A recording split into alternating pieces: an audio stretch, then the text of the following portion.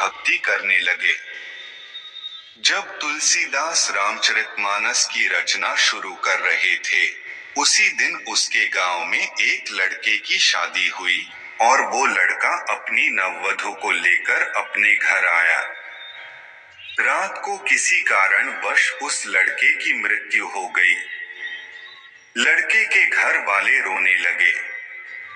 सुबह होने पर सब लोग लड़के को अर्थी पर सजाकर शमशान घाट ले जाने लगे, तो उस लड़के की पत्नी भी सती होने की इच्छा से अपने पति के अर्थी के पीछे पीछे जाने लगी। लोग उसी रास्ते से जा रहे थे जिस रास्ते में तुलसीदास जी रहते थे। लोग जा रहे थे तो लड़के की पत्नी की नजर तुलसीदास पर पड़ी। उस नववधू ने सोचा, अपने पति के साथ सती होने जा रही हूँ, एक बार इस ब्राह्मण देवता को प्रणाम कर लेती हूँ। वह नववधू नहीं जानती थी कि ये तुलसीदास है। उसने तुरंत तुलसीदास को पैर छूकर प्रणाम किया।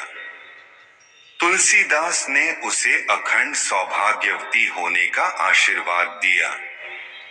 तब सब लोग हंसने लगे और बोले, तुलसीदास, हम तो सोचते थे तुम पाखंडी हो, लेकिन तुम तो बहुत बड़े मूर्ख भी हो।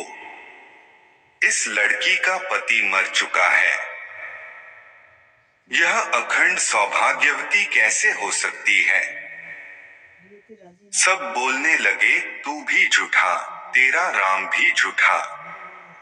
तुलसीदास जी बोले, हम झूठे हो सकते हैं, लेकिन मेरे राम कभी भी नहीं झूठे हो सकते हैं। सबने बोला, तब प्रमाण दो। तुलसीदास जी ने अर्थी को रखवाया और उस मरे हुए लड़के के पास जाकर उसके कान में बोला, राम नाम सत्य है। ऐसा एक बार बोला तो लड़का हिलने लगा। दूसरी बार फिर तुलसीदास ने लड़के के कान में बोला, राम नाम सत्य है। लड़का थोड़ा सचेत हुआ। तुलसीदास फिर तीसरी बार उस लड़के के कान में बोला, राम नाम सत्य है। मृतक लड़का अर्थी से नीचे उठकर बैठ गया। सभी को बहुत आश्चर्य हुआ कि मृतक कैसे जीवित हो सकता है। सबने तुलसीदास को सिद्ध संत मान लिया। तुलसीदास के चरणों में दंडवत प्रणाम करके माफी मांगने लगे। तुलसीदास जी बोले, अगर आप लोग यहाँ इस रास्ते से नहीं जाते तो मेरे राम के नाम को सत्य होने का प्रमाण कैसे मिलता? ये तो सब हमारे राम की लीला है।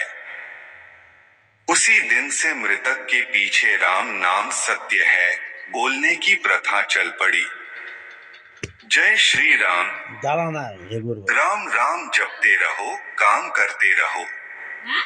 एक आदमी घोड़े पर कहीं जा रहा था।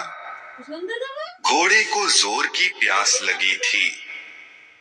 दूर कुएं पर एक किसान बैलों से रहट चलाकर खेतों में पानी लगा रहा था। मुसाफिर कुएं पर आया और घोड़े को रहट में से पानी पिलाने लगा। पर जैसे ही घोड़ा झुककर पानी पीने की कोशिश करता, रहट की ठक ठक की आवाज से डरकर पीछे हट जाता। फिर आगे बढ़कर पानी पीने की कोशिश करता और फिर रहट की ठक ठक से डरकर हट जाता। मुसाफिर कुछ क्षण तो यह देखता रहा।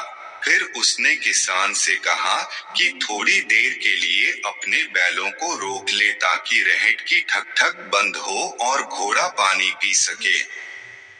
किसान ने कहा कि जैसे ही बैल रुकेंगे कुएं में से पानी आना बंद हो जाएगा, इसलिए पानी तो इसे ठक ठक में ही पीना पड़ेगा। ठीक ऐसे ही यदि हम सोचें कि जीवन की ठक ठक हलचल बंद हो तभी हम भजन, संध्या, वंदना आदि करेंगे तो यह हमारी भूल है। हमें भी जीवन की इस ठक ठक हलचल में से ही समय निकालना होगा। এটাও তো तभी থাকবে। हम अपने मन की तृप्ति कर सकेंगे, वरना उस घोड़े की तरह हमेशा प्यासा ही रहना होगा। সবাই পাবে তো। सब काम करते अच्छा, हुए, परिष्कार করে যা। सब दायित्व निभाते हुए प्रभु